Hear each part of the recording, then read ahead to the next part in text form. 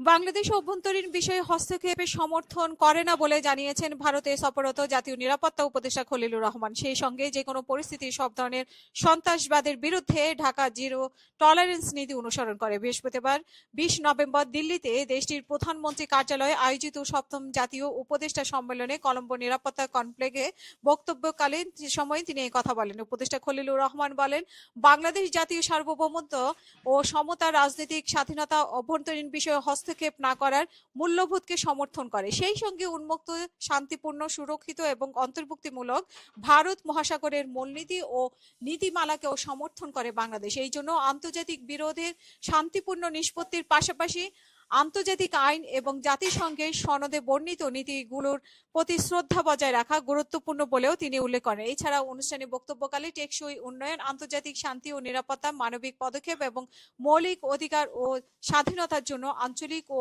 আন্তর্জাতিক সহযোগিতার উপরে জোর দেন জাতীয় নিরাপত্তা পরিষদ।